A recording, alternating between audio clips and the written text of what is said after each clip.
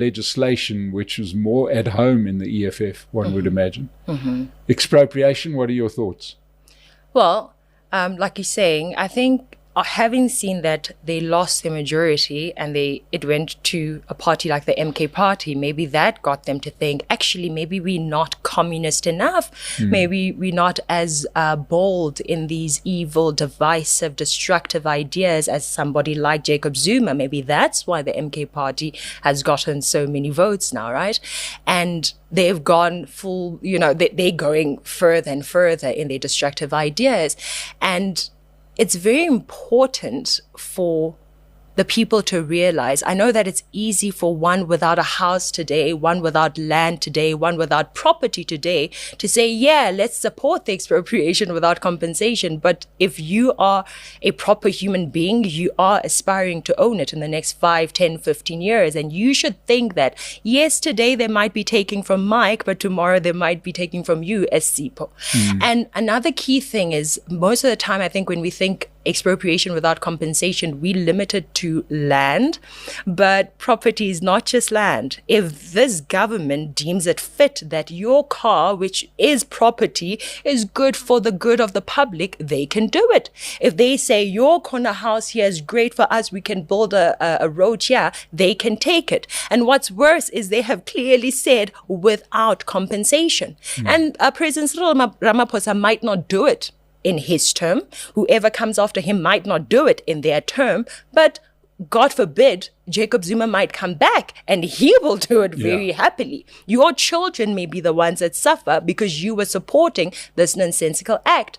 I think with the expropriation without compensation, it's very important for people to realize that from 1995 to 1996, the ANC had it in their power to expropriate land and give it to all black people that have a rightful claim. And they have failed to do that. I've mentioned before that my family had a rightful claim in Valmont-Star. And we went and they said, yes, actually, you can go there. After we've planned to say, this is how we're going to divide the land and use it, we realized that people who didn't even belong in Valmont-Star were given the land by ANC cadres.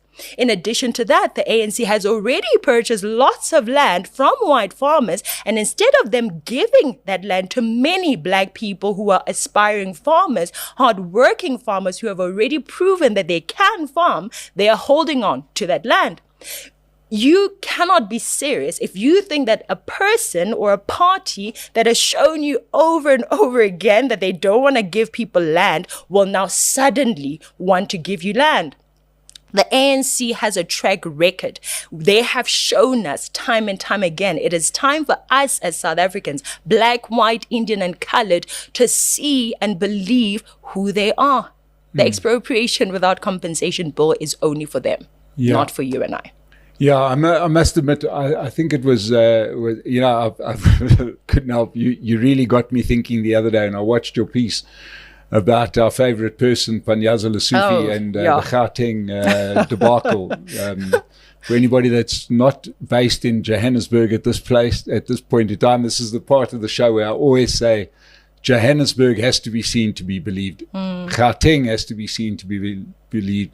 It looks like a war zone. Those pictures that you're seeing from places in Ukraine that have been bombed out, that's what Gauteng looks like, except that their traffic lights and street lights work, ours don't. But I couldn't help thinking, because there was some millions.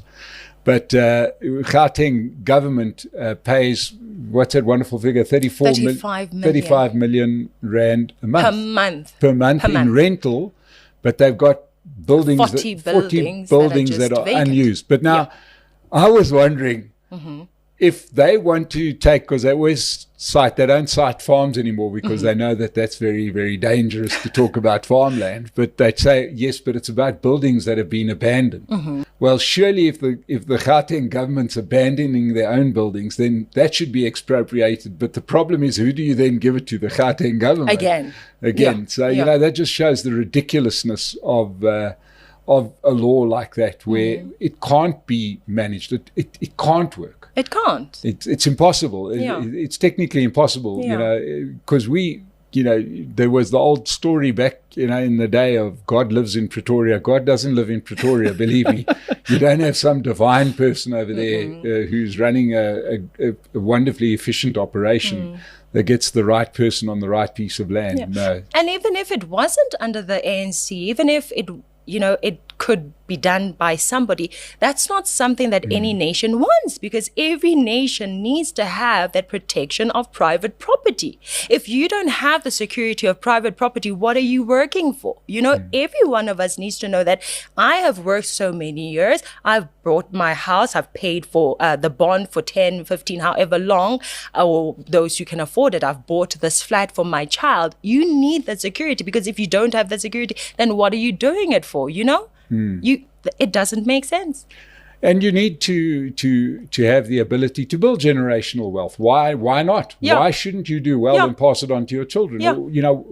Where's the problem with that? Yeah. If you don't raise the children well, that's fine. The money will end up back in society, because they'll blow it. But you've done your bit. But you've done your bit. Yeah.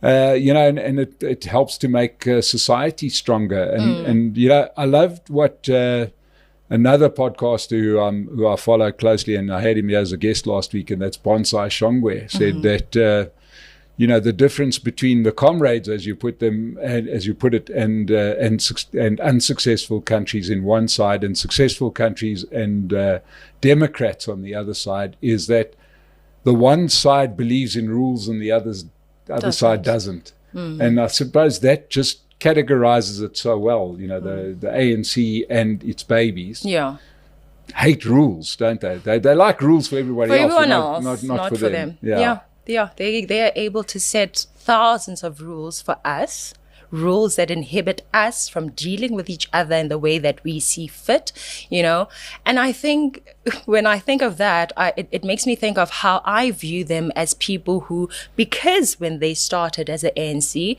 they were fighting an oppressor. That's all they know. They just know there's an oppressor. At one point, it was the National Party. At one point, it's white people in general. In some cases, it's the employer, right? If you're in a relationship as an employee and you have an employer, that employer is the oppressor. In some cases, parents are now the oppressors, right? We have seen how they come in between employers and employees, children and their parents, landlords and tenants, sometimes landowners and squatters. That's all they know. They have all this mindset of, we are here to liberate you from an oppressor. We're done with the apartheid oppression. Now we're going to find different kinds of oppressors. And we need to be very careful, right? Because right now, the white people are the oppressors. Once they're done with those, somebody else is going to be an oppressor, because that's how communism works. If we look at China, for example, there was no person of another race. It was just among Chinese people. But instead of it being a race against race, it was class against class. Right? So as a people, as South Africans, I know that it's very difficult for many South Africans who have been convinced that the ANC is, they're the gods, they're the saviors, them or their babies. We need to identify that these people are just bad for us. Yeah, they are. Which sort of brings us neatly into a situation of, your own courage. Now, to everybody watching this, you got to have a thick skin to do this kind of thing, because some people will write some mean things in the comments, and they will be read, and you can develop a certain sort of insensitivity towards those comments, but they are there. I mean, in my case, the comments were going to be simple. I'm a DA guy. I'm a white monopoly capitalist. I'm trying to protect my privilege. It's the insults write themselves. But in your case, it's going to be those wonderful terms like sellout or clever black.